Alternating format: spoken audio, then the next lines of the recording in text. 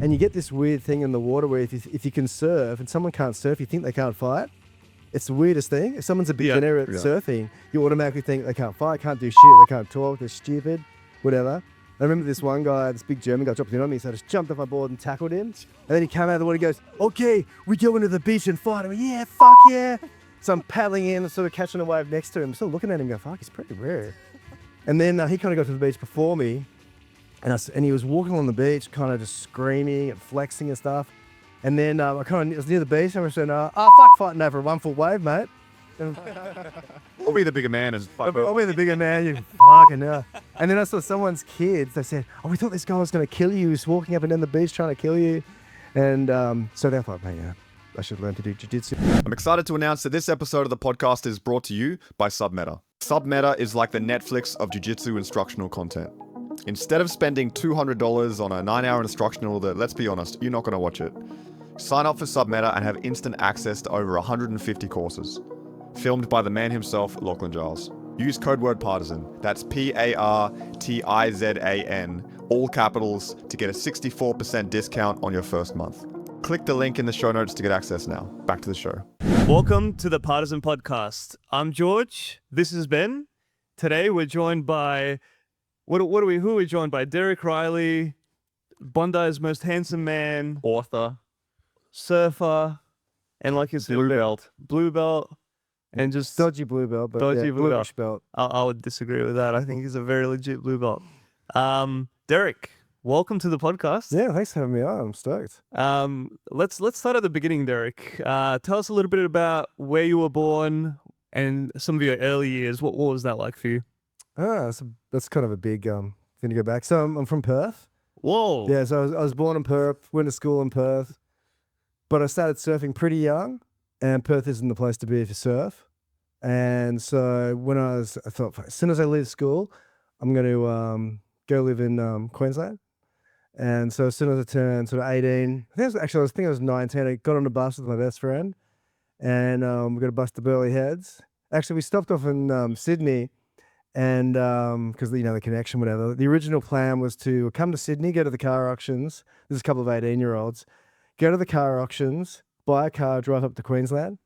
And so we got there, and it was fucking poor. We woke up, and we're in Parramatta, and it's pouring with rain, and there was people that weren't white. We're from Perth, like it's just fucking 100% white. And there's Greeks and everything, and the buses are really ramshackle, and Perth is like this planned kind of city with the grass is beautiful and everything. And we thought, fuck this, we're out of here. So we got to Sydney. We had a couple of hours to kill. And then, so we went our separate ways because we'd been sitting next to each other for 2.5 days on the bus.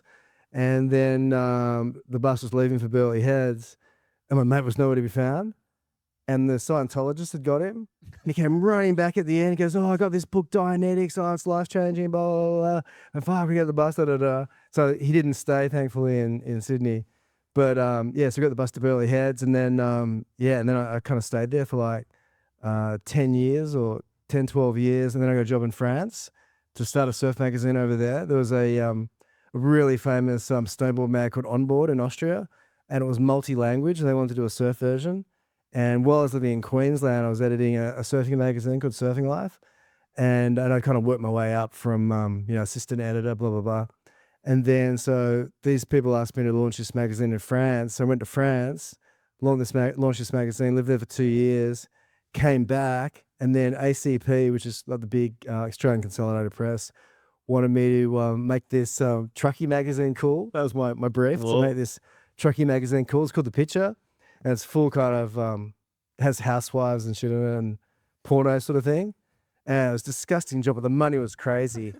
The money was so good. And I remember I had a car park and I had like 20 staff working for me. It was a weekly, and I had a budget of 30 grand a week. And it was great, but it was a disgusting kind of job. I didn't like it, it wasn't really me. And then a friend of mine was editing a surf magazine called Waves, and I was just kicking around. Like I was still getting a retainer from the French surf mag. And so I just went there and was like a staff writer. So we did that and became really good friends. And then we decided to start our own surf mag. It was going to be a men's mag because that was when Loaded and FHM were really big. And we actually got commissioned by ACP to create a men's magazine for them, but for young men. So we did this thing called Beef. It was so cool, but they never did it. Anyway, so we did Stab Magazine, which is like a surf mag, and that did really well. And then I left that in 2014 to do beachgrit.com.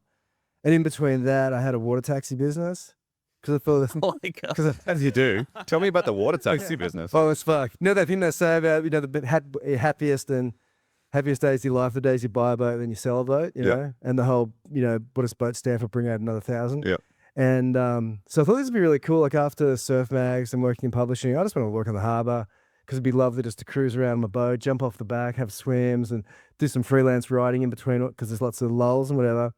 And it was the worst fucking thing ever. I bought this shit boat, and I thought I'd be able to fix it up for 20 grand.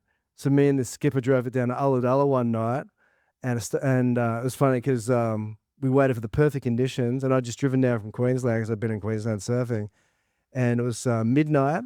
It was like a 2-knot nor'easter all day, zero swell.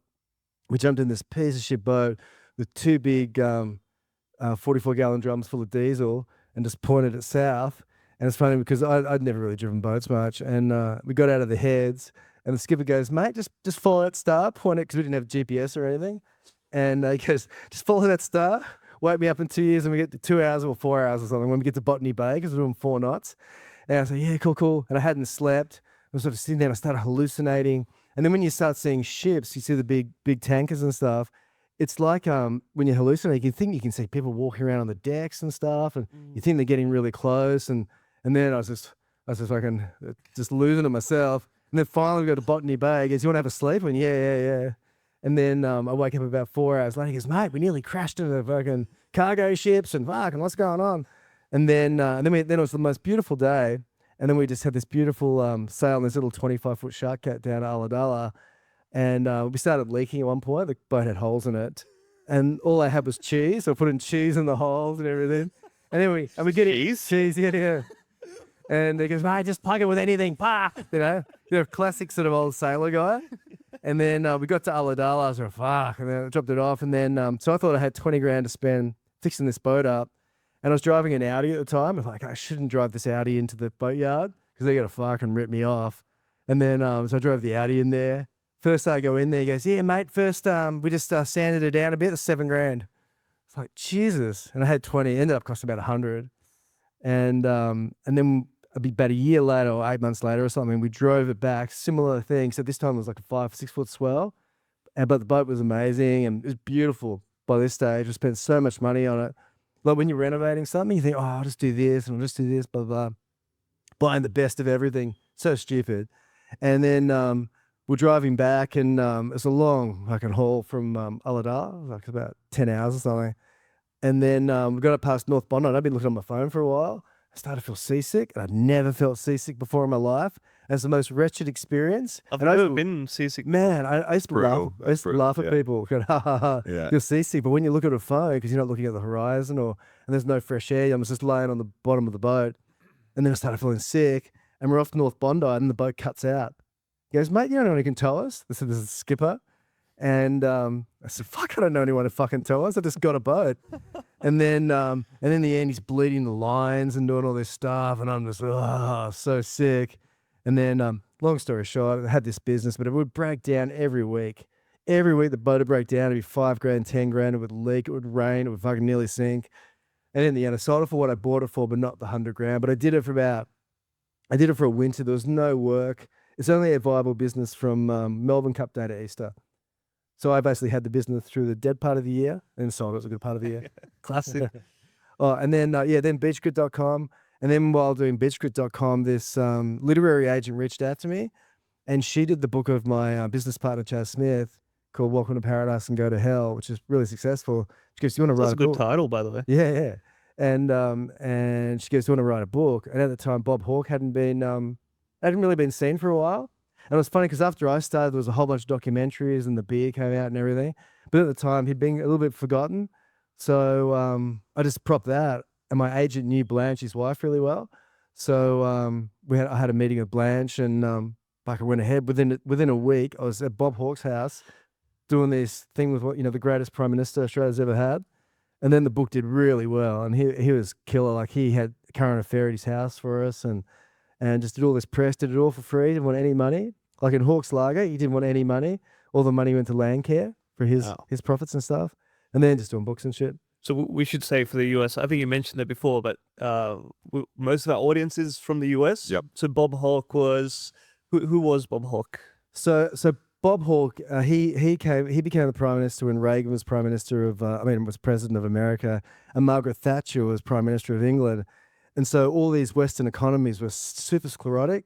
You know, it was kind of like France or Europe kind of now, where you're sort of weighed down by regulation and government interference.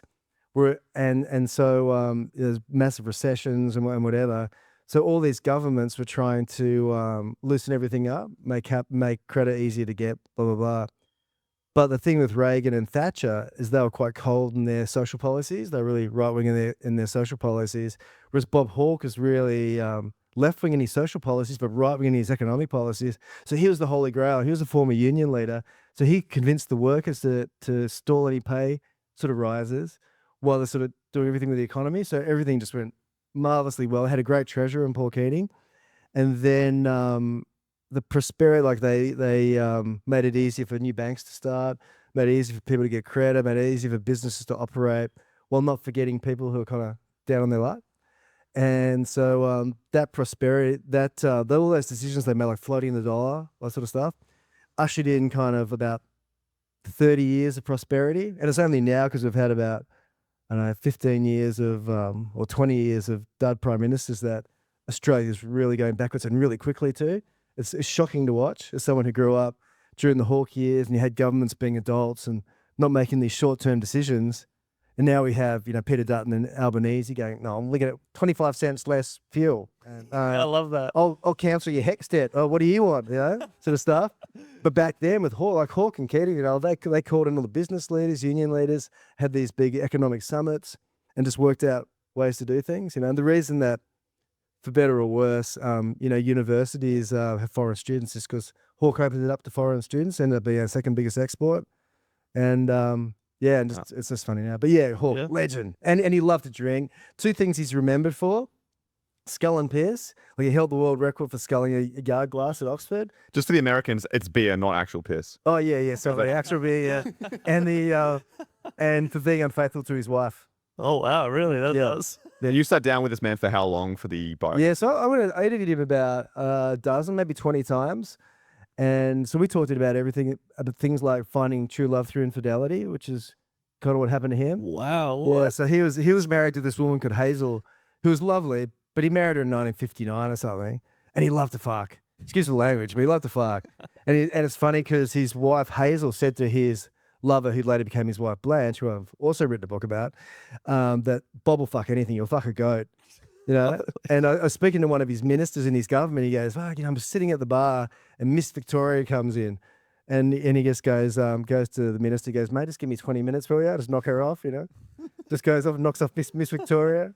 A legend, like a legend, and everyone loved him. And he if he did, and he wouldn't take shit from anybody, but he was a Rhodes Scholar. He was like two people. He could sit at the bar and drink 20 beers, or he could be with, the best businessmen in the country or the world. Like he was pivotal in leading the West's sort of charge against ending apartheid. Like he convinced the World Bank to put sanctions on South Africa. And so when Nelson Mandela came to Australia, he sort of specifically said Bob Hawke was one of the reasons why apartheid. Wow. That's a good legacy to have. Yeah, good legacy, yeah. Holy shit. Yeah. Was that long enough for you, Matt? That was amazing. That was amazing. And just to give you a shout out, what's the name of the book? Is it still in print? Can people still buy it? Yeah, you can get it on eBay now. It's like 8 years old. It's called Wednesdays with Bob. So it was a sort of a take on that Tuesdays with Maury thing. So every Wednesday I'd go and see Bob and we talk about stuff. So yeah, there's like finding true love through infidelity, China, apartheid, ending apartheid, all that sort of stuff. But I bring him a cigar every Wednesday, and the duration of the cigar was the duration of our interview. Wow. Yeah. Was this something that you organized, or this just sort of happened that way? Like he said, I'll do it, but you have to bring me a cigar every Wednesday. Yeah. And that was so expensive. And the weird thing about cigar pricing is they seem to differ from week to week and from shop to shop. Wow. Like a $30 cigar is $50 somewhere else. Mm. So getting your, Cuba Cohibas, whatever they are. and they'd be like $35 in Double Bay. You go somewhere else in the 50. Yeah. Mm. And obviously, you've mentioned you went from, so you were pretty much a surfer bum. Like you were just basically someone that just really liked surfing and just followed surfing. Is that So I had no ambition. I really don't have any ambition still, except for paying the bills. Like I sort of had a little bit of a wrestle, have a surf, and kind of pay the bills and whatever. And then and I so remember being a kid and just drive. I so remember the moment because I was in my Subaru coming back from a surf, and I thought, fuck, when I'm 60, my parents are probably going to be dead. So I'll just inherit all the money, and then I never have to work. And then, and so my whole life was going, I'm just going to surf. And so I was like a blackjack dealer and that sort of stuff before I became, before I sort of fell into writing. But yeah, zero ambition. Wow. But you started a magazine and it's quite a successful surfing website. Yeah, right? yeah. So I've started. So you've got some ambition to do that. Well, it's more kind of ambition out of necessity, to keep the lifestyle that you want. You have to do those things, and things are really fun. And when you sort of meet people, as you know, who have a similar bent, and they go, "Fuck, do you want to do that?" And you go, "Yeah, man, that sounds really cool." And you just the right place at the right time. Like when we did Stab Magazine, me and my business partner Sam McIntosh, we had both come out of surf mags, worked on a bit of a surf mag together. The industry was just awash with cash. There was so much money, and we saw how much money was just going through these big companies. So we can do that, and we'd have meetings. You go down and see Rip Curl or whatever. And we used to do this sort of 1-2 team act, like this kind of comedy act. And you could walk out of there with 50 grand. Tell me about that act. How did you pitch these guys? Oh, we just kind of have, Sammy'd be kind of straight and I'd make some jokes. And we kind of had this back and forth, trying to be the cool kids. Because this is 2003, 2004. And it was just the right place at the right time. And Sam had really good connections with one particular pro surfer, Taj Burrow. And so that kind of opened the door to all these amazing pro surfers. So we were kind of the cool mag who could do these big projects. And we did all these great big projects. And even though we weren't selling any mags, it was hilarious. We had this reputation and we're bringing in, I don't know, 70 grand an issue in advertising. And we'd sell like 2,000 mags if we were lucky. It was crazy. But everyone would lie about their circulation. Yeah. And sometimes you'd have these DVD cover mounts. And they say, how many you sell them? You go, I'll sell them 30,000. And they give you 30,000 DVDs. And so you have to burn them. Yeah. I think we caused global. I mean, everyone did it. And I remember Waves magazine was saying they would do 40,000, and I think we were selling because I worked at Waves a little bit.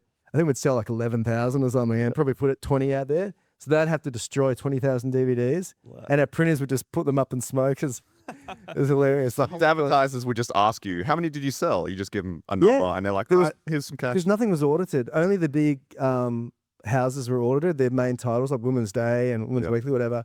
So these surf mags all saying, yeah, we're doing 20, 30, 40,000. And they were doing kind of 2, 10, 15. The biggest probably was Trax. It was probably doing, 15,000 or something. And I think the biggest ever of Surfing Life was 17,000. But yeah, you say you're doing 40. And if you didn't, they say, well, Trax is doing 40,000. Why aren't you doing it? I go, yes, we are. So what's surfing culture like? It's a bit of a rough culture as well at times, right? I'm sure you've been in some wiry situations. Well, that's why I had to do jiu-jitsu. Really? Yeah, because fuck. I call out so many people in the water that I realize I can't fight. And absolutely no skills. And it's not about being able to fight. It's not embarrassing yourself. Just like being a wet fish or something. I remember once there was this German guy used to be around Bondi, this long-haired guy. He was a kook, but he'd always drop in, this big guy. And you get this weird thing in the water where if you can surf and someone can't surf, you think they can't fight. It's the weirdest thing. If someone's a beginner at surfing, you automatically think they can't fight, can't do shit, they can't talk, they're stupid, whatever. I remember this one guy, this big German guy dropped in on me, so I just jumped off my board and tackled him. And then he came out of the water, he goes, okay, we go into the beach and fight. I went, yeah, fuck yeah. So I'm paddling in, sort of catching a wave next to him, still looking at him going, fuck, he's pretty rare. And then he kind of got to the beach before me. And he was walking on the beach, kind of just screaming and flexing and stuff. And then I was near the beach, and I said, fuck fighting over a 1 foot wave, mate. I'll be the bigger man and fuck I'll be the bigger man, you fucking hell. And then I saw someone's kids, they said, oh, we thought this guy was going to kill you. He was walking up and down the beach trying to kill you. And so they thought, man, I should learn to do jiu-jitsu. But surfing isn't rough at all. Oh, it's not rough. No, it's pretty surfing culture has become so diluted over the last probably 10 years. And particularly in the last 5 after COVID. So many people do it, and it's such a lame sport. What? No, What is it lame? Oh, you go out there and there's fucking mums and dads and people in hats and people like oh, dude. People in hats. Yeah, stop wearing a hat, you fuckwit. Like we're like, fuck, you're not gonna die of skin cancer. Fucking hell. Get some sun on your face and some salt water in your hair. Oh, got my hat on and got all my sunscreen on and then put your surf poncho on. It's the lamest sport. Wow. Yes, I've actually got a little range of clothes coming out with Critical Slide Society, which you're wearing. Called I Hate Surfing. Shout out Critical Slide. Yeah, Critical Shout Slide's out. number one. Alhamdulillah. And yeah, and so we have this thing here called I Hate Surfing because we love it, but we hate it too. Right. Yeah, and the governing body of pro surfing is called the World Surf League, and they are so lame. Whoa, Like, whoa. they have the full greenwash. They'll have events in Abu Dhabi at these, man-made wave pools in this desert, this Sharia-ruled country, and then they'll be having all this LGBTQ stuff, and then they'll be, planting trees in the sand dunes and shit, and it's just so lame and everything, and no one watches it anymore, and it's just been going like just tanking. Wow. I didn't know it was Yeah, and I always thought because surf culture used to be super cool. That's why I surf, because you have these cool kind of guys, long hair and brown and big and shit, and they'd go to Bali and surf these empty waves, and now it's just nothing like that at all. Now it's just Wow. 50-year-old mum and dads with the hats on and with the surf ponchos and Crocs on. You're going, oh man. And, if I was a kid, I would not surf now. Wow. Yeah, That's a bit I'd sad. be doing MMA or some shit. Yeah, wow. I mean, it kind of sounds like jiu-jitsu just a few years ahead. Like, feels like jiu-jitsu has a controversial governing body, the IBJJF, that's It's getting watered not down. very popular. Yeah, It's getting more and more popular, the sport. What makes it into that? Like, is that just a natural kind of flow of a sport, or? no, I think it's an innate conservatism. When people think there's money in it and people who aren't in the sport for the reasons that made it cool in the first place. And so they try to make it something for everybody. Anytime you make something people are trying to make surfing for everybody. Yep. And it's not for everybody, And the reason that the lineups in the surf work is because there's a hierarchy.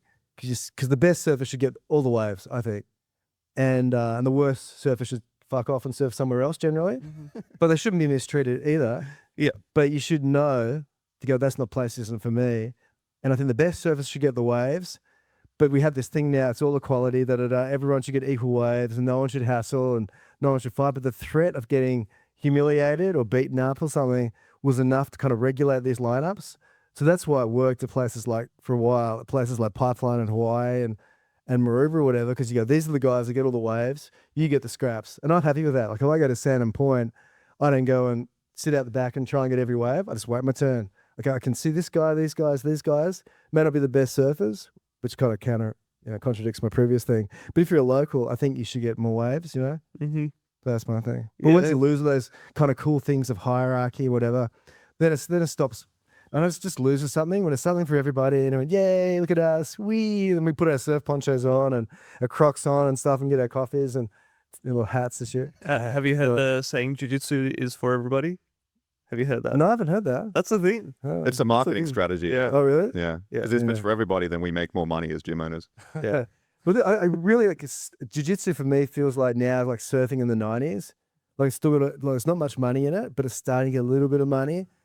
And you have some real super cool people like Craig Jones and whatever that just take the piss so hard that doesn't exist in surfing. And so because you have that, and because it's so fragmented, and because the traditional one, that whole Hicks and Gracie thing was so cool, but then it became that whole thing that you guys talk about, kind of cultish sort of thing. And they kind of took that original, that was super cool Hicks and Gracie choke kind of style of fighting jiu-jitsu and became this kind of thing for everybody.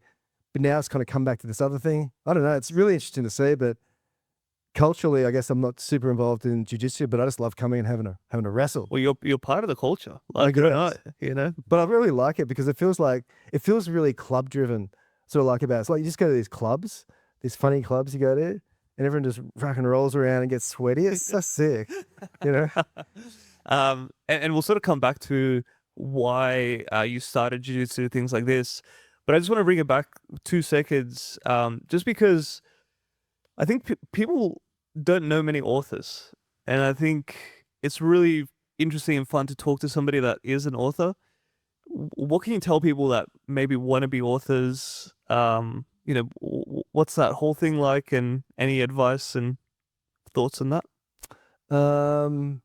Anyone can be an author, but it is a torturous process. Every time I do it, I'm never doing this again. It's so hard. But then you find moments of magic when you're kind of in the zone. And I really like interviewing people. And I think that was always my strength, because I'm genuinely interested in people, because I find my life so dull, and I find other people so interesting. Your life is not that story. but I do. I find other people so interesting, other people's stories so interesting. And but writing is there's nothing stopping anyone from doing it. You know, if you were to write 500 words a day in let me get a mass. So say you want to do a book that's 50,000 words. What's that? 100 days or 1,000 days? Don't ask me. 100 days. So if you had 500 words a day, I think that's 100. 100, yeah. So that's 100. So if you wanted to do a 50,000 word novella, you could do it in 100 days. If you're really committed, every night between 9 and 11, you could write something. There's no money in it. But it is really fun to create something, go through the whole process, because you write this thing in total isolation. Like, you go sit down, you've got nothing. You just got your computer screen and you got nothing. And you have to write, in my case, my latest book, 65,000 words, which is pretty short, but you have to create it out of zero. And that's a pretty amazing thing. But the best advice is just to write anything. You make it good later. Just write. Don't torture yourself like most of us do over every single sentence. Just write. Just go mad. Just go for the next 20 minutes. I'm going to write whatever comes into my head. And you'll find out it's actually pretty good. Like, I did this book on this Indigenous actor called David Gulpilil. He was my favourite Australian actor.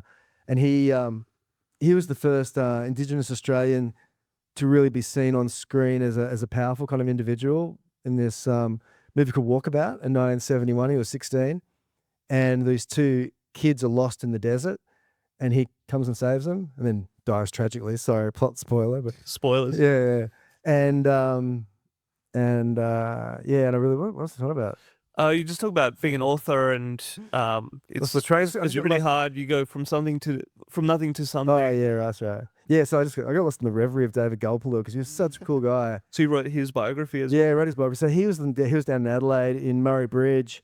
And I remember walking into his townhouse, meth capital of the world, by the way, funny place.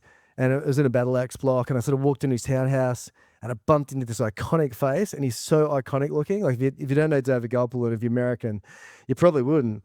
But he's the best looking man you've ever seen. And I just walked into this beautiful face, and he's a full-blooded Indigenous man. So he didn't see a white person until he was 8 years old, you know. And he goes, "Hey, I'm David Gulpilil. I'm in Murray Bridge, been here for 4 years. It's a fuck, Gulpilil, what?" And it was amazing. Like, the Australian magazine did they did a big thing on my book. Like, the Australian newspaper is really big on Aboriginal issues. So they did the Australian magazine cover of David for my book and everything. And he was just magnificent, that guy. But yeah. Taking us back to the creative process. Oh, the creative process. Yeah. Well, so you mentioned something interesting, because you said if you sit down from the hours of 9 to 11 and just write, eventually you'll have a book. But I feel like a lot of people think the creative process is whenever I feel inspired, that's when I write. But are you saying that the better way to write is to put it into your... That whole thing about having to wait until you inspire is never going to happen. It's bullshit. It's so bullshit. Like, sometimes I feel myself going, fuck, what are you doing? Sit down and write some shit. You know, and it's going to be fine. You just put it in the calendar. You're like, from the hours of 9 to 11? Yeah, well, for me, it's kind of like, I think the best hours for me to be working are kind of 9 till about 12. And then I get kind of antsy and I want to be down the beach or wandering around the streets of Bondi doing something. And then after about 7 o'clock at night, I start to go, woo, bit of a second wind. You know, so they're my best hours. I think just the best to identify your best hours, and not to be distracted by cleaning the house or things that feel like you create or you're doing something, but you're not really. You just sort of ignoring what you really have to do. I think prioritize and just sit down. No one can do it for you. You have to do it yourself. If you were serious, like Sam, you know, Sam here, like he seems to be really in that space of being able to write and getting himself in there and writing, and he's doing some great stories, and he just shows you don't have to have a degree. You don't have to have anything, you know. You just be a regular guy and do great stuff. Shout out Sam, Warrior Font. Sam did it. We'll link it in there. He's doing a fantastic job. He's doing such a good job. Look at that and go, fucking hell. It's amazing. Anyone can do it. And he it's as good as anything you read in the newspaper. And Stephanie too. He used to Might still be a member here. I don't know. Oh, yeah. We'll shout out the carpet. We can link her as well. She's doing a fun job. She wrote this big story. Yeah. Do you want to talk about that? Yeah. So Steph, who was one of the OG girls here, so she was from Compound and came across to Partizan. She was a pretty much a podcast kind of journalist, working podcast producer, whatever. But she's a great writer, and she broke this story about a radio station using an AI host. Oh wow! And then Without telling anyone it was AI. What? Yeah. What? Like somebody talking? Yeah, on the radio. Oh, yeah. They took, because she looked into it and she was like, oh, because it's traditionally a very, all the staff are white. They're all just white, like very, generic white people. But they're like, oh, there's a Vietnamese lady that's now a host. Oh, that's very interesting. And she started looking like, oh, I've never heard of this lady. Normally it's a small, people know everyone, who is this lady? And she couldn't find anything about her. And she starts to analyze the waveforms of the audio being like, this looks like AI. I think this is AI. Wow. Yeah. She found out that they've been running it for 6-12 months. And they just took and she found the girl. It's some random girl in the accounting departments of the radio. And they're like, hey, they took a photo of her, changed her name, got an AI voice, and then just ran it live. That's insane. And she found that out and she basically called him out for it. And the Sydney Morning Herald picked up the story. Yeah, it's going around right now. I see. Yeah. This is a recent thing. This is last couple of Wow, weeks. that's insane. Yeah. So there's writers everywhere at Partizan. That's crazy. Yeah. Wow. That's just.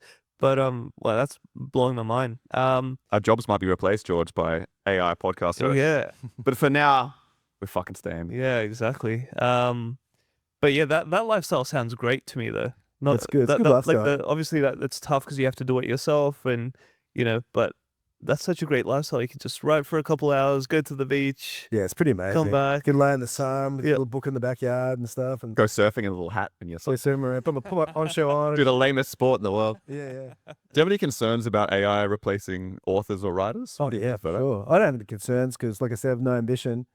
So if I can just, if I You can get AI to do it for you. You can surf more. because every day I'm kind of like, what can I do next? Should I be a FedEx delivery driver or something? Because I really want to teach at university, but there's sort of these barriers. You have to have a master's or something, and so I'm trying to get into the sort of casual academic sort of side. Because I feel like I know so much because I've done so many magazines, so many startups, written books, edited books, done all this stuff, done self-publishing. Like I did this book for a Sydney billionaire. It was like a self-published thing, and that was pretty sick. You were like a ghostwriter, or No, I actually wrote it. So I wrote it by interviewing him and his family and whatever. But it was crazy. I'd go to his house in Point Piper every week and interview him. He was amazing. He was a emigre from Hungary. He was a Jew who'd fled. He's like 90% of Hungarian Jews were killed in the Holocaust. And then when the Soviets took over, it was actually a pretty good thing for Jews in Hungary. But then in 1956, when people were going to rebel against the Soviets, were trying to kick the communists out, because the DNA of Hungarians is to kill the Jews. So they said because the Soviets had kept all this kind of religious tensions down, and so when looked like the Soviets were going to get the boot, they were getting letters in the mail saying, "Hey, you Jews thought Auschwitz was bad. It's going to get really bad soon." So that's why the Jews fled in 1956. So I didn't know that particular story. So I did this book on this guy. It was incredible. He made $1 billion and stuff. It was good. How did they make $1 billion? Coal, pressed hams and meats and stuff. You know the company Primo? yeah, Primo, yeah. that's Primo. his company. Yeah, so his uncle, I can't remember I think the uncle's name was Andrew maybe, but his uncle was, I think, the first to come out, and no one was doing kind of cured meats. So he started doing them, and then it turned into Primo and killed it. Worked super hard, they worked 20 hours a day for 50 years, so it's not like they didn't deserve it. They're legends and really generous, and I think he's like a chairman of Sydney Wanderers or something, and does so much for the community, and bought this big, helped pay for the replica of the Western Wall at the Bondi Synagogue. Cool stuff. Super cool stuff. Cool story. You talked about wanting to teach at a university. Have you thought about just making like a YouTube channel or? Well, I just don't want to do any startups ever again. Okay. So you know what I hate is just trying to have to hustle for money all the time, and I'm always hustling for money. Like my website has these ups and downs. Like some months and some years you're killing it, other months you're not. Like, because Google can kill you with an algorithm change. You can go from I think our best month was I don't know, it's like about 150 grand or something. And if obviously it kept on like that, I'd be rich. But then the next month might be 4 grand. And so you have an algorithm change, and they can just just kill your business. So I just want to get a regular paycheck. Just want to go in, stamp my card, go to the clock thing, ching ching, go and teach some classes, and then pay everything, and Very fair. But I think, I really like to teach, creative writing and the art of the interview, and editing, and magazine and internet startups, and I feel like I can do everything, like SEO and all this sort of stuff now. I've just been living it for the last 20 years. Yeah. Cool. If anyone's listening and they run a university, you want to hire Derek. I want him a mess. I want a regular paycheck. And YouTube's interesting too. Like, I see what you guys are doing on YouTube, and we do a lot of stuff on YouTube, and it's interesting seeing how YouTube has changed. It's like Instagram. Like when we started, it was easy to get 10,000 views. Now it is such a hustle to get 1,000. I see 1,000. That was a pretty successful post, But back then, it's like in Instagram, you used to get 1 million followers relatively easy. All you had to do was be kind of good looking and whatever, and or have something vaguely of interest. Like Stab Magazine got to 1 million quite fast, but then Beach Group, I think we got up to about 250 before we were shut down. And then we went Shut down? Yeah. Well, we shut I just from running sort of viral posts. And remember when Viral Hog used to go around buying all the kind of viral clips, and then they would contact Instagram, say, hey, we own that, shut that site down. That's what they did. So we lost 2 big accounts. We had 250, then we had 125, and now we're 7, because it doesn't make sense to build up Instagram anymore. But YouTube, I think we had like 30,000 subscribers, and our best video was 20 million views. But it used to be so easy, and now it's really hard. Like if we get 1,000 views, it's all right, Wow. It's a tough world out there for someone with no I'm just vision. trying to get a bit of cash. Just want to, mate. I just want to buy coffee occasionally. Huh? Is that the most of I ask? Huh? Back in the day, you used to just tell advertisers you sold 50,000 DVDs. Now just give you money. Now you got to fucking prove. And all those sorts of experiences actually work against you when you have it easy at the start, and it gets progressively harder. You want it to be hard at the start and then get easy. But we had it so easy at the start. Games changed, bro. Well, that works. And so what sort of what were your beginnings with jiu-jitsu? Like you basically ran away from an angry German man at the beach, and you thought, you know what, I need to learn how to fight. Well, I knew I should have been doing it for years. Like I remember when jiu-jitsu first came in Maroubra, because I was working at a surf mag in the early 2000s, and I was going down to shoot and interview, used to shoot a lot, photography, and Kobe Abbott and the boys, and they were training in a garage down in Maroubra. That might have been like the first jiu-jitsu in New South Wales, Bruno, maybe in Australia. Yeah, Bruno and Alex. So, sorry, Marco, was it Bruno? Bruno Panis? Was it, or Marco Panis? I think it's Bruno. Bruno, yeah. Bruno and Alex. I'm not. But anyway, so I remember. Is that Roots? Oh, do you know the I don't know what it started. We'll look at it. Alex is the coach for Rob Whittaker, is the jiu-jitsu coach. That was one of my first coaches. Yeah, in jiu-jitsu. yeah. I think it's Bruno Pano. Marco Pano. Bruno or Marco, I don't know. Really good guy. He used to. So the story is, he said to the Bra boys, if I can beat you guys in a fight at the beach, you guys come and do this. So he just took everybody down, as you would, no one with any skills. And then, and I remember photographing them, just in this garage doing this. And I was going, oh, boys, I don't know what you're doing, but right. And then I look right to you. And going back and laughing about it. I go, fuck, you should see what the Bra boys are doing, not knowing that it was such a fundamental skill, and they had like a step ahead of everybody, What year was this? Maybe 2003 or something. Wow. Yeah, but Johnny Walton, who I started doing jiu-jitsu with, he was doing jiu-jitsu in the early 90s here. I think he started Sambo and then kind of going into the 90s. But I started because somehow I thought that it was the best martial art for my kids to do. And in about 2008, my son was 4, my elder son, and I thought, got to get him into jiu-jitsu, because I want him to be able to fight, but not send things nuclear by punching him in the face, and going off to jail. I want to be able to take someone down, just hold him, and pin him down until it, and choke him out. And so for the next probably 10 years, he did serious jiu-jitsu. So he started off with Johnny Walton, who was doing Gracie at Bronny, at the old Bronny RSL at the back there.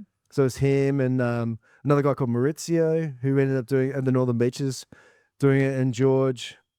I can't remember George's last name, but he's out in Parramatta now, I think. George Gracie.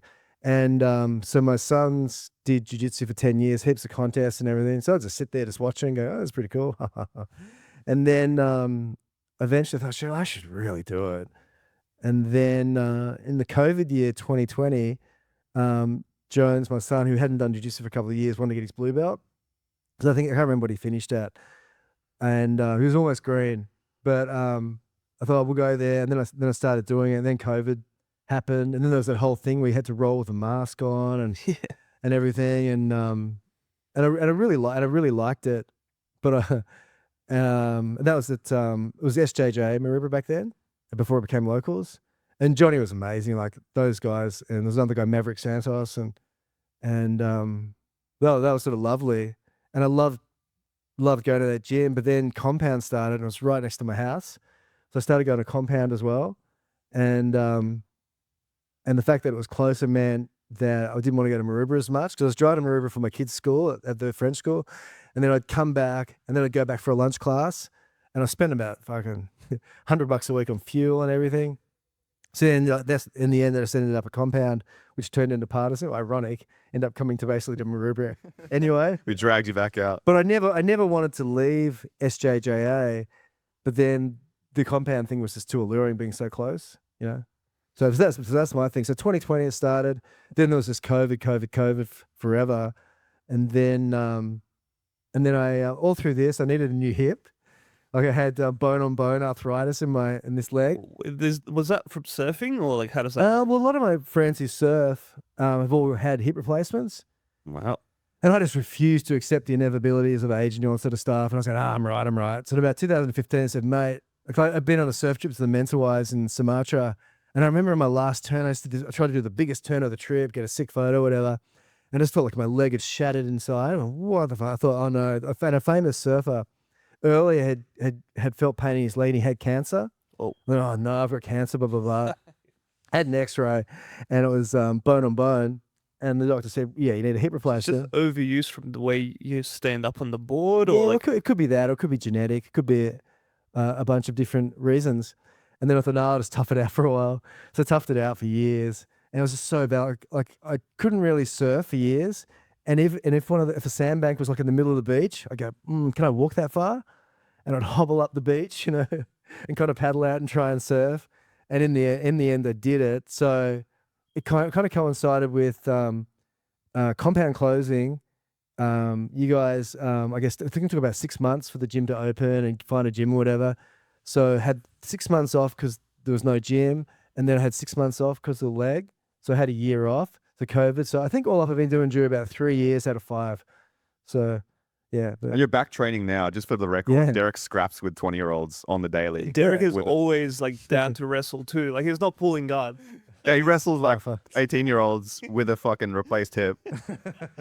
Well, it's superhuman now. I feel really, really You good. move better than before the replacement. Like, I still can't bring my knee to my chest. Yeah. So one of the reasons I can't play guard, I literally can't play guard because I can't bring my knee to my chest. Like I got to wrestle, man. So you just walk around that side, you go, yeah, sorry, man. Get past these skinny arms and you're home, you know. But I love the whole wrestling component. I love how this is totally no gi, and I quite liked the gi, but it just felt a little slow to me, you know. And I like the speed of no gi. I like that you can escape everything, and you know, rather than just getting bow and arrow at every roll, you know. Yeah. Were there any thoughts of quitting after the hip replacement, or you're like, I'm grappling regardless? Oh, I feel like quitting probably every second class, I reckon. But you hang in there. Yeah, hang in there. What's the secret to longevity in jiu-jitsu? Well, it hasn't been that long, but the secret for me is it's just really good fun, you know. And what else am I going to do, you know? Really, at 7 o'clock at night, 6 o'clock at night, just going to go home and watch Real Housewives of Sydney or something. And but I really, really like it. I don't know what it is. I think it's something about being, you know, the tactile nature of it, and the movement. It's funny because it helped me discover like a third aspect of health and body health. Like you have yoga and you have strength training. So I always thought it was like you stretch and you do kind of weights, and in my case like chin ups and that kind of shit. But this made me realize the importance of tumbling, of rolling, of handstands, and all these sorts of movements that no one teaches you, you know, unless you're kind of a Brazilian who does gymnastic and natura or something. But the whole thing of like forward rolls and back rolls and all that stuff were movements that I think are fundamental to a healthy body and a healthy life, but no one teaches. And I only started to learn that when I think the wrestling classes are Compound. You know, those handstands and the forward rolls and stuff that I still can't do. But that was a really big thing for me, and I think that's kind of one of the reasons why I keep doing, because I really like that feeling of rolling of my shoulders. Yeah, it gives you an interesting type of athleticism, I think, rolling around as well, just naturally Yeah. class, and falling down is a big one, and being comfortable with that as well. Yeah, that kind of Bikram's thing where it's really sweaty and hot and your body feels really loose. Like you start the class and you're kind of stiff and you do a forward roll and you go, fuck, that kind of hurts. But then, 20 minutes or even 5 minutes into it, like when you do those kind of little semi rounds at the start, like, grab it, trying to grab the back or whatever. Like after that, you start to feel amazing. And so that's what I really like about it. And the whole thing that it's so friendly, but it can be kind of heated in that moment, which I really love, and you're testing your skills and your strength and you're always getting shown up for your deficiencies, which I like, but you still do it, still trying to put everyone in the cradle. Yeah. Did you, 'cause I spoke to someone not long ago, and basically they said, man, I really wanted to try jiu-jitsu for like a while. I've been walking past this gym, but I've never walked in because it was just so scary to walk in and just feel shit at something. Yeah. And it's like, well, that's the point. Like you come in here to get better at something, right? It's okay to be shit. Did you ever have that feeling of like, well, I'd want to do this, or, feeling hesitant to start because you felt like, well, I don't know what I'm doing? Well, I kind of never have a confidence problem. It's kind of the opposite. Always feel too confident. Go there. Remember the German story? The guys that I fight. I'll actually Trying to fight Germans on the beach. Everybody. confidence. I have this weird confidence. Like I'm just an average surfer. And I remember living in France, and there was they put the contest on hold for an hour. No one was surfing, so I was just surfing in front of the crowd by myself, and just to see the disappointment on their faces, when they saw someone paddle out, like, oh, it's a meditator, or so, fucking hell, So I never feel that. But when I see people walk by, like I always make a point of it. 'Cause I see people looking in, I go, fuck, come in. And then talk, because no one talks to them. It doesn't matter. Everyone just sort of looks around and like that and keeps doing what they're doing. But you see someone there, it is so hard. I don't think it's about being shit so much. It's about walking into a group of people. It's like walking into a bar, and there's no one's going to welcome you generally. And Ben's really good and you're really good. But generally, you walk into a gym and no one really says anything. Just walking around and sort of standing there, and it's really awkward. I think that's that moment. If you can get them past that moment, as soon as you meet someone, you roll on. You're in room with the gang. Yeah. I think like everyone here is very friendly.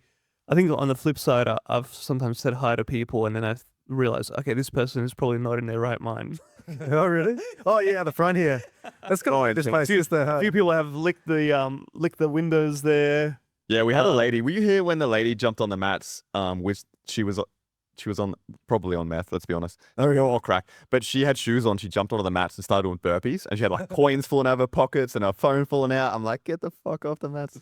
Jesus. So yeah, not everyone needs to be welcome, but most people. But yeah, you make a good point though. It is good to like invite people, because it is like, even for like the longest time, I don't think I really feel it as much anymore. But for the longest time, I felt lots of anxiety visiting a new gym. As someone that had trained for like a few years, Yeah. if I visit a new gym, I still felt a lot of anxiety Yeah. walking in. Maybe you didn't have that issue because you've got so much confidence. I don't walk into too many gyms. I still have that Creone thing in my head. I don't want to be Creone. Yeah. I feel so bad that I left SJJA, but it wasn't because, or locals now, because it wasn't because I didn't love the guys and didn't love the training and everything, but it was just simply because compound was 200 meters up the road, and it was just hard to justify.